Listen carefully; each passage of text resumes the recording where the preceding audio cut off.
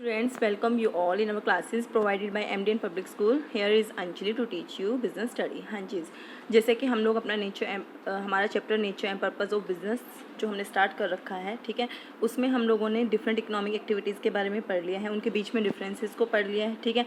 अब हम जैसे कि आपको पता है हमारी बुक का नाम क्या है, बिजनेस स्टडीज़, ठीक है। तो हम आज बिज़नेस के बारे में पढ़ेंगे। आज एक बिज़नेस का ऑब्जेक्टिव क्या है, ठीक है, क्यों एक बिज़नेस को एस्टेब्लिश किया गया जाता है, ठीक है। तो मेन ऑब्जेक्टिव तो बिज़नेस का यही होता है कि प्रॉफिट मोटिव। हम लोगों ने इसके मीनिंग में इससे ही जाना था कि जो बिज़नेस है इसलिए एस्टेब्लिश किया जाता है ताकि जो बिज़नेसमैन है उसमें पैसा इन्वेस्ट करे और उसको रिटर्न में कुछ ना कुछ प्रॉफिट मिले, ठीक है। लेकिन फर्दर बिज़नेस कैसे उस ऑब्जेक्टिव को अर्न कर सकता है, ताकि कैसे कर सकता है कि वो सोसाइटी को अच्छी क्वालिटीज़ की गुड्स सही प्राइस पर प्रोवाइड करवाएं, ठीक है। तो इसका मतलब क्या है, अच्छी क्वालिटी की गुड्स प्रोवाइड करवाना भी क्या हो गया, उसका ऑब्जेक्टिव हो गया, ठीक है। इस तरीके से हम लोगों ने ऑब्जेक्टिव को 2 पार्ट्स में डिवाइड किया है। कितने पार्ट्स में? 2। सबसे पहला है हमारा इकोनॉमिक ऑब्जेक्टिव, सेकेंड है हमारा सोशल ऑब्जेक्टिव। इकोनॉमिक ऑब्जेक्टिव में तो हम क्या है, नाम से ही पता चल रहा है, हमने इकोनॉमिक एक्टिविटीज़ का मीनिंग पढ़ा था, ठीक है। इकोनॉमिक ऐसे ही इकोनॉमिक ऑब्जेक्टिव है, ठीक है। इकोनॉमिक ऑब्जेक्टिव किससे रिलेटेड होता है, जो मनी से रिलेटेड होता है, ठीक है। क्योंकि इकोनॉमिक जो एक्टिविटीज़ थी वो हमारी किससे रिलेटेड थी, जो क्या है अर्निंग ऑफ मनी से रिलेटेड थी। तो इसीलिए क्या है, इकोनॉमिक ऑब्जेक्टिव में तो क्या है, हम प्रॉफिट अर्न करने के बारे में सोचते हैं, इनकम अर्न करने के बारे में सोचते हैं, ठीक है। सोशल ऑब्जेक्टिव, अगर हम सोसाइटी के प्रति कुछ ऑब्जेक्टिव्स होते हैं, यानी कि उसको अच्छी क्वालिटी की गुड्स सही प्राइस पर प्रोवाइड करवाना, ये सब क्या है हम सोसाइटी के ऑब्जेक्टिव में इंक्लूड करते हैं, यानी कि सोशल ऑब्जेक्टिव में इंक्लूड करते हैं, ठीक है। देखिए एक चार्ट बनाया है मैंने, आप इसका स्क्रीनशॉट ले लीजिएगा, ठीक है, ताकि आप लोगों को लर्न करने में ईजी रहे, ठीक है। ये वाला चार्ट मैं आपको बुक में से भी एक बार दिखाऊंगी। तो सबसे पहला क्या है, हम इसको अब डिटेल में पढ़ते हैं। इकोनॉमिक ऑब्जेक्टिव कौन से ऑब्जेक्टिव होते हैं, जो हमारी मनी से अर्निंग से रिलेटेड होते हैं, यानी कि मनी की अर्निंग से रिलेटेड होते हैं, ठीक है। तो सबसे पहले इसको भी हमने फर्दर 3 पार्ट्स में डिवाइड किया है, जो डायरेक्टली और इनडायरेक्टली प्रॉफिट को इंक्रीज़ करने से रिलेटेड ही है। सबसे पहला क्या है, प्रॉफिट मेकिंग। देखो कंपनी का तो बेसिक सा ऑब्जेक्टिव तो होता है कि प्रॉफिट कमाना ही, प्रॉफिट मोटिव ही होता है, ठीक है। एक कई बार तो क्या होता है, बिजनेस सिर्फ यही मोटिव से एस्टेब्लिश होता है कि मुझे कैसे भी करके, चाहे कोई भी एक्टिविटी करनी पड़े, मुझे सिर्फ प्रॉफिट ही अर्न करना है, ठीक है। और एक बिज़नेस होता है कि मुझे तो कस्टमर को खुश करके और एक सफिशिएंट सा प्रॉफिट चाहिए, मुझे ज़्यादा प्रॉफिट नहीं चाहिए, ठीक है। ज़्यादा प्रॉफिट हो तो अच्छी बात है, लेकिन ये नहीं है कि कोई भी एक्टिविटी करके मुझे सिर्फ प्रॉफिट ही प्रॉफिट चाहिए, ठीक है। तो हमने देखा कि 2 कंसेप्ट हैं। एक कंसेप्ट तो क्या कहता है कि मुझे सिर्फ प्रॉफिट चाहिए, मैक्सिमम प्रॉफिट, और एक कहता है, सेकेंड कॉन्सेप्ट क्या बोलता है, सफिशिएंट प्रॉफिट चाहिए कि मेरा सिर्फ बिजनेस ग्रोथ कर सके, चल सके और मैं अर्न कर सकूं, ठीक है। अब जो मैक्सिमम प्रॉफिट है, ये तो या तो हो सकता है कि हम अच्छी क्वालिटीज़ की गुड्स प्रोवाइड करवाएं जिससे हमारी ज़्यादा से ज़्यादा सेल हो, उससे अर्न हो सकता है, ठीक है। लेकिन मैक्सिमम प्रॉफिट कई बार जो बिजनेसमैन होता है उसको इतनी होड़ लग जाती है कि उसको प्रॉफिट अर्न करना ही करना है, चाहे वो कैसे भी करे, ठीक है। तो वो उसके लिए क्या करने लग जाता है, कुछ ऐसी एक्टिविटीज़ करने लग जाता है जो हमारी सोसाइटी के लिए अच्छी नहीं होती, ठीक है। तो वो क्या क्या एक्टिविटीज़ करके ज़्यादा से ज़्यादा प्रॉफिट ज़्यादातर कमाता है। एक तो क्या, एडल्ट्रेशन। क्या है एडल्ट्रेशन, जिसका मतलब क्या होता है, मिलावट। क्या होता है, मिलावट। सेकंड है आर्टिफिशियली डिफिशिएंसी ऑफ गुड्स, जानबूझकर जो वस्तुएं हैं उनमें कमी दिखाना कि मार्केट में वो गुड्स है ही नहीं। तीसरा क्या है, ज़्यादा से ज़्यादा प्रॉफिट कमाने के लिए वो क्या है, प्राइसेस को हाई कर देता है जिससे क्या उसको प्रॉफिट अर्न हो सके। अब हम इसके डिटेल में पढ़ते हैं कि मैक्सिमम प्रॉफिट कमाने के लिए एक बिजनेसमैन क्या करता है, अडल्ट्रेशन। अडल्ट्रेशन का मीनिंग क्या होता है, मिलावट। जैसे कि आप लोगों को पता है दालों में मिलावट होती है, चावल में मिलावट होती है, उसमें क्या है, थोड़ी सी अच्छी गुड्स में क्या कर देते हैं, वो लो क्वालिटी के, पुअर क्वालिटी की चावल वगैरह ऐड कर देते हैं जिससे क्या उनको प्रॉफिट बढ़ जाता है, ठीक है। तो एडल्ट्रेशन से देखा कि उसने एक सोशल जो एक्टिविटी थी, मतलब एक घटिया एक्टिविटी से उसने क्या किया, प्रॉफिट अर्न किया, जो उसे नहीं करना चाहिए था क्योंकि समाज के लिए तो वो अच्छा नहीं है, ठीक है। तो ये कहता है कि हमें मिलावट से हम क्या है, वो एक बार तो प्रॉफिट अर्न कर सकता है। तो कई बार बिजनेसमैन क्या है, मिलावट से ज़्यादा प्रॉफिट अर्न करने की कोशिश करते हैं। सेकंड क्या है, आर्टिफिशियल डिफिशिएंसी ऑफ गुड्स और होर्डिंग। इसको होर्डिंग भी बोलते हैं। पहले हम एग्जांपल से समझते हैं। जैसे कि अभी देखो कोरोना फैला, सबसे ज़्यादा डिमांड किस चीज़ की हुई, सैनिटाइज़र और मास्क की। आप लोगों ने देखा जो मास्क होते हैं फेस पर लगाने के लिए, उसकी जो कीमत है वो 3 रुपये थी पहले मार्केट में, कि एक नॉर्मल सा जो मास्क था उसकी प्राइस क्या थी, 3 रुपये थी, ठीक है। लेकिन जैसे ही डिमांड बढ़ी, क्योंकि उसकी कमी हो गई अचानक से, क्योंकि डिमांड इतनी ज़्यादा बढ़ गई, तो वो ऑर्डिनरी सा मास्क हमें कितने रुपए में मिलने लगा, 20 या 30 रुपए में। जो 3 रुपए का मास्क था वो 20 या 30 रुपए में मिलने लगा, और हम खरीद भी रहे थे क्योंकि हमें उसकी ज़रूरत थी। तो देखा कि गुड्स मार्केट में नहीं थी, उसकी कमी की वजह से उसके प्राइसेस बढ़ गए। ये तो था जब एक्चुअल में मार्केट में किसी गुड्स की कमी हो, उसकी वजह से प्राइस इंक्रीज़ होना। लेकिन कई बार क्या हो जाता है कि एक्चुअल में कमी नहीं होती गुड्स की, लेकिन जानबूझकर वो अपने गोडाउन में उसको रोक के रखता है ताकि क्या है, मार्केट में डिमांड बढ़ जाए उस प्रोडक्ट की, और वो क्या है, ज़्यादा से ज़्यादा प्रॉफिट अर्न करने लग जाए। जैसे कि इसने एग्जांपल लिया कि कोई भी गुड्स थी जिसकी मार्केट में डिमांड थी, वो पहले नॉर्मली 400 रुपये में बिक रही थी। अचानक क्या किया उसने, दिखा दिया कि मार्केट में वो गुड्स है ही नहीं, अगर लेनी है तो 600 रुपये में मिलेगी। तो जिसको ज़रूरत थी वो तो खरीदेगा ही। इसका मतलब क्या है, एक्चुअल में कमी नहीं थी, लेकिन उसने अपने प्रॉफिट को बढ़ाने के लिए जानबूझ के उसकी मार्केट में कमी कर दी, और उसने क्या है, वो प्राइसेस को हाई कर दिया, और क्या है, ज़्यादा से ज़्यादा प्रॉफिट कमाने की कोशिश की। तो उसने, आपने देखा कि वो मिलावट के थ्रू या फिर आर्टिफिशियली कमी दिखाकर चीज़ों की वो क्या है, ज़्यादा से ज़्यादा प्रॉफिट अर्न कर सकता है। ठीक है। और थर्ड क्या है, मान लो किसी भी गुड्स का प्राइस क्या है, हाई चार्ज कर दे। मतलब पहले तो वो 100 रुपये में बेच रहा था, अब वो 120 चार्ज कर दे, अब उसको कितने का ज़्यादा प्रॉफिट हो रहा है, 20 रुपये का। तो इस तरीके से आपने देखा कि जब एक बिजनेसमैन का होड़ लग जाती है, या फिर उसका जो मेन मोटिव ही प्रॉफिट अर्न करना होता है, तब क्या है, वो मिलावट करने लग जाता है गुड्स में, या फिर हाई प्राइसेस चार्ज करने लग जाता है, या जानबूझ के मार्केट में उसकी कमी दिखा देता है ताकि वो क्या है, हाई प्राइसेस चार्ज कर सके। इसको क्या बोलते हैं हम, होर्डिंग। क्या बोलते हैं, होर्डिंग। ठीक है। तो ये कहता है कि एक तो था हमारा मैक्सिमम प्रॉफिट, कैसे भी करके हमें क्या है, मैक्सिमम प्रॉफिट अर्न करना है। सेकेंड हमारा क्या है, सफिशिएंट ऑब्जेक्टिव। सफिशिएंट प्रॉफिट का मतलब क्या होता है, यहाँ पर हम क्या है, सिर्फ ये कहते हैं कि हम अच्छी क्वालिटी की गुड्स एक रीज़नेबल प्राइस पे कस्टमर को पहुंचाएंगे, ताकि जिससे क्या है, कस्टमर सेटिस्फाई हो सके और ज़्यादा से ज़्यादा कस्टमर हमारे पास आ सके और हम क्या है, प्रॉफिट अर्न कर सके। इसमें क्या है, वो सफिशिएंट प्रॉफिट की पॉलिसी अपनाता है। जैसे कि हमारी गवर्नमेंट है, वो अपने नॉमिनल प्राइस चार्ज करती है। जैसे कि बसेस का किराया देखते होंगे, एक नॉमिनल सा होता है। ठीक है। उनका मतलब ये होता है कि वो एक ऐसा प्रॉफिट कमाएं जिससे क्या है, ऐसा प्राइस चार्ज करें जिससे उनको भी थोड़ा बहुत प्रॉफिट हो जाए और लोगों को भी ज़्यादा वो हाई प्राइसेस पे ना मिले। ठीक है। तो आपको समझ आया होगा, आई होप, कि मैक्सिमम प्रॉफिट क्या होता है और सफिशिएंट प्रॉफिट क्या होता है। ठीक है। अब हमने कहा कि इकोनॉमिक प्रॉफिट कमाने के लिए इकोनॉमिक ऑब्जेक्टिव क्या होता है, हमारा प्रॉफिट अर्न करना। सेकंड इकोनॉमिक ऑब्जेक्टिव होता है हमारा क्रिएशन ऑफ कस्टमर्स। क्या है, क्रिएशन ऑफ कस्टमर। देखिए, सपोज करो, हम पहले एक एग्जांपल से समझते हैं कि ना हमारी गुड्स के मार्केट में 1000 कस्टमर हैं अभी। ठीक है। यानी कि जो हमारी गुड्स को यूज़ कर रहे हैं, यानी कि हमारी एक महीने में या फिर एक दिन में लगा लो कि 1000 गुड्स सोल्ड हो रही हैं, और हर एक गुड्स जो भी हम बेचते हैं उसके ऊपर हमें 100 रुपये का प्रॉफिट हो रहा है। ठीक है। तो 1000 गुड्स एक दिन में बिक रही हैं, 100 रुपये का हमें एक चीज़ पे प्रॉफिट हो रहा है। ये हम हाई लेवल की बिजनेस की बात करें तो हमें पर डे कितने का प्रॉफिट हो रहा है, 1 लाख रुपये का। यदि आपकी सेल बढ़ जाए और आपके कस्टमर बढ़ जाएँ, यानी कि पहले आपके 1000 कस्टमर थे जो उस गुड्स को खरीद रहे थे, अब 2000 हो गए, तो आपको अभी भी प्रॉफिट तो क्या है, 100 रुपये ही हो रहा है एक गुड्स के ऊपर। यानी कि अब आपका प्रॉफिट क्या हो गया, 2 लाख रुपीज़ हो गया। देख रख सकते हैं आप इस एग्जांपल में। अब आपने देखा कि जो प्रेजेंट कस्टमर हैं अगर वो बढ़ जाएं, ठीक है, तो आपका प्रॉफिट क्या ऑटोमेटिकली क्या है, बढ़ जाएगा। अब आप अपने कस्टमर को बढ़ा कैसे सकते हैं, मतलब 1 से 2000, यानी कि आप अपने कस्टमर का कैसे बढ़ा सकते हैं, कैसे बढ़ा सकते हैं। अगर हम एडवर्टाइजमेंट दे दें, टीवी पर एडवर्टाइजमेंट दे दें कि हमारा ऐसे ऐसे प्रोडक्ट हैं, आपकी ऐसे ये गुड्स को पूरा, नीड्स को पूरा कर सकता है, तो क्या हो जाएगा, डिमांड बढ़ जाएगी। यानी कि एडवर्टाइजमेंट के थ्रू हम क्या है, अपनी डिमांड को बढ़ा सकते हैं, कस्टमर को बढ़ा सकते हैं। या फिर क्या कर सकते हैं, हम अपनी गुड्स की जो क्वालिटी है उसको और अच्छा कर दें, तो जो कस्टमर पहले दूसरों का प्रोडक्ट यूज़ कर रहे थे अब वो क्या है, हमारी तरफ अट्रैक्ट हो जाएंगे। या फिर थोड़ा प्राइस कम चार्ज करें, यानी कि रीज़नेबल प्राइस चार्ज करें। तो इस तरीके से आपने देखा, अगर हमारे कस्टमर बढ़ जाते हैं तो अल्टीमेटली हमारा प्रॉफिट इंक्रीज़ हो जाता है बिना प्राइस को छेड़छाड़ किए। ठीक है। तो पहले तो हमने देखा कि प्रॉफिट मेकिंग हमारा बिजनेस का ऑब्जेक्टिव होता है। सेकेंड ऑब्जेक्टिव क्या है, कस्टमर को बढ़ाना।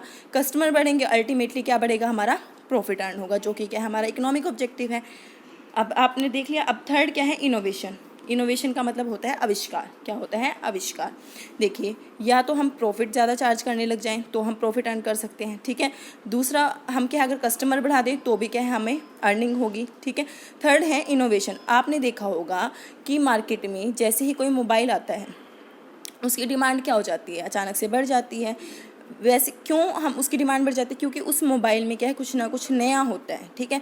तो कस्टमर क्या चाहता है कि हमेशा कुछ ना कुछ इनोवेशन होता रहे। तो जब भी कोई बिज़नेस इनोवेशन करता है, आविष्कार करता है, तो उसका प्रॉफिट क्या हो जाता है, इंक्रीज़ हो जाता है। अब ये सिर्फ प्रोडक्ट में ही इनोवेशन नहीं होती, बहुत तरीके से होती है। आइए हम इसके बारे में पढ़ते हैं। जैसे कि क्या है, जब मोबाइल नहीं आए थे तब लोगों के लिए क्या थी, वो नया नया प्रोडक्ट था, तो लोगों की डिमांड बढ़ गई उस चीज़ के लिए। तो क्या हो गया, जिस कंपनी ने वो निकाला था उसका प्रॉफिट भी बढ़ गया। तो क्या है, प्रोड्यूस न्यू प्रोडक्ट। यदि हम कोई नया प्रोडक्ट लाते हैं मार्केट में जो अभी तक किसी कंपनी ने नहीं बनाया, तो हमारा प्रॉफिट क्या हो जाता है, इंक्रीज़, यानी कि हमारी सेल इंक्रीज़ हो जाती है, हमारी प्रॉफिट इंक्रीज़ हो जाते हैं और हमारी अर्निंग भी इंक्रीज़ हो जाती है, ठीक है। सेकंड क्या है, अगर हम उस पुराने प्रोडक्ट में जो हमारी कंपनी बेच रही थी उसी में कुछ नया इन्वेंशन कर दी। जैसे कि पहले मोबाइल का इस्तेमाल सिर्फ किस लिए होता था कि बात वगैरह कर ली, ठीक है, हम बात कर सकते थे, लेकिन फिर धीरे धीरे उसमें इंटरनेट आ गया। फिर अब हम क्या, ऑफिस के काम भी काफ़ी इसमें कर लेते हैं, ठीक है। कॉन्फ्रेंस कॉलिंग हुई और वीडियो कॉलिंग हुई, ये सब क्या इन्वेंशन है। तो उस पुराने प्रोडक्ट में कुछ नया आविष्कार होने से क्या हो जाता है, उसकी डिमांड बढ़ जाती है और क्या है, अल्टीमेटली हमारी जो अर्निंग है वो क्या हो जाती है, बढ़ जाती है। उसके बाद to improve process of production. अगर आपको राइटिंग नहीं समझ आ रही है, मैं एक बार आपको उस पेज की पिक्चर भी आप ले सकते हैं, मैं आपको बुक पे दिखा दूँगी, ठीक है। तो क्या है, इम्प्रूव प्रोसेस ऑफ प्रोडक्शन। जैसे कि क्या है, पहले आप जिस प्रोसेस से उस गुड्स को बना रहे थे अपनी कंपनी में, अगर आप उस प्रोसेस को चेंज कर दें और प्रोसेस से चेंज होने की वजह से, यानी कि प्रोसेस में कुछ नया इनोवेशन होने की वजह से अब क्या है, आपकी जो कॉस्ट है उस प्रोडक्ट को बनाने की, जो खर्चा आ रहा था वो कम आने लगा। इसका मतलब क्या हो जाएगा, आपका प्रॉफिट क्या हो जाएगा, इंक्रीज़ हो जाएगा, यानी कि आपका जो इकोनॉमिक ऑब्जेक्टिव था अर्न करना, वो क्या हो जाएगा, फुलफिल हो जाएगा। तो क्या कहता है कि इनोवेशन के थ्रू आप प्रोसेस में भी चेंज कर सकते हैं, प्रोसेस चेंज होगी तो आपका प्रोडक्शन भी इंक्रीज़ होगा। फोर्थ कैसे, providing more facilities to customer. हाँ जी, पहले तो क्या होता था कि हम लोगों ने देखा था कि हम सिर्फ मार्केट से गुड्स ले आते थे, ख़राब हो जाती थी। अभी नहीं, पहले की बात है, तो हमारी रिस्पॉन्सिबिलिटी होती थी कि उस गुड्स को ठीक करवाना। जैसे कि फ्रिज ख़राब हो गया तो हम लोग ही मैकेनिक को बुला के लाते थे, वो फ्रिज जाकर ठीक करके जाता था, या एसी का एग्जांपल लगा लो। लेकिन अब कंपनीज़ ने क्या कर दिया, ताकि कस्टमर उनकी तरफ अट्रैक्ट हों, क्या कहा कि अगर 1 साल या 2 साल तक आपका एसी या फ्रिज ख़राब होता है, जिस कंपनी से आपने लिया है, वो कंपनी का खुद मैकेनिक आकर उस प्रोडक्ट को क्या करके जाएगा, ठीक करके जाएगा। इस वजह से आपने क्या किया, कस्टमर को नई फैसिलिटीज़ देना शुरू कर दिया। इनोवेशन आई तो कस्टमर ने क्या किया, डिमांड शुरू कर दी और क्या, अल्टीमेटली कंपनी के अर्निंग स्टार्ट हो गई, ठीक है। तो इस तरीके से आपने देखा, कस्टमर को आप फैसिलिटी देंगे तो भी हमारी अर्निंग बढ़ जाती है। उसके बाद क्या है, ईजी मेथड ऑफ डिस्ट्रीब्यूशन। हाँ जी, पहले तो क्या था, मैं किसी को माल सप्लाई करता था, यानी कि जो प्रोड्यूसर है वो किसी और को माल सप्लाई करता था होलसेल में। होलसेलर आपने सुना होगा, होलसेलर फिर छोटी छोटी दुकानों पर देकर आता था, उसमें अपना प्रॉफिट ऐड करता था और फिर क्या है, वो अल्टीमेटली कस्टमर के पास जाती थी। इससे अच्छा कि क्या है, हम खुद जाके कस्टमर, हमारे स्टोर्स, आपने देखा होगा कि आजकल कंपनी अपने ही स्टोर खुलवा लेती हैं अलग अलग एरिया में, तो उस स्टोर्स के थ्रू वो क्या है, मार्केट अब क्या है, प्रोडक्ट सेल करने लगी। तो इससे क्या हो गया, डिस्ट्रीब्यूशन का जो सिस्टम था वो अब आपके हाथ में आ गया, तो प्रॉफिट अल्टीमेटली आपको होने लगा। तो इससे क्या है, हम अर्निंग इंक्रीज़ कर सकते हैं। या फिर अगर हमारी मैनेजमेंट, लास्ट पॉइंट है, मैनेजमेंट अच्छी हो, यानी कि किसी काम को मैनेज हम अच्छे से करें, तो भी क्या है, हम अपने प्रॉफिट को इंक्रीज़ कर सकते हैं। इस तरीके से आपने देखा कि हम इकोनॉमिक ऑब्जेक्टिव में क्या होता है, जिससे हमारी अर्निंग इंक्रीज़ हो। अगर हम प्रॉफिट सफिशेंट कमाएंगे, ठीक है, तो भी हमारी अर्निंग इंक्रीज़ होगी। अगर हमारे कस्टमर बढ़ जाएंगे तो भी हमारी अर्निंग क्या हो जाएगी, इंक्रीज़ हो जाएगी। अगर हमारे प्रोडक्ट में कुछ नया इन्वेंशन होता है, ठीक है, तो भी क्या हो जाएगी, हमारी अर्निंग इंक्रीज़ हो जाएगी, ठीक है। इस तरीके से हमारे इकोनॉमिक ऑब्जेक्टिव फुलफिल करेंगे। अब देखिए, अगर कंपनी सिर्फ प्रॉफिट की तरफ ध्यान देगी, ठीक है, और जिसने वो प्रोडक्ट यूज़ करना है उसकी तरफ ध्यान ही नहीं देगी, क्या ये सही होगा, नहीं ना। तो ये कहता है कि कंपनी को अपने कुछ सोसाइटी के प्रति भी क्या है, कुछ उसके दायित्व होते हैं, उन दायित्व को उनको पूरा करना चाहिए, रिस्पॉन्सिबिलिटीज़ होती हैं, ठीक है। अगर वो उनको अच्छी तरीके से कंप्लीट करेंगे तो ही क्या बिज़नेस सर्वाइव कर पाएगा। हाँ जी, अब देखो, कोई कंपनी है एस्टेब्लिश हुई, उसकी वजह से उस एरिया में पोल्यूशन होता जा रहा है, तो क्या सोसाइटी को परेशानी नहीं होगी ना।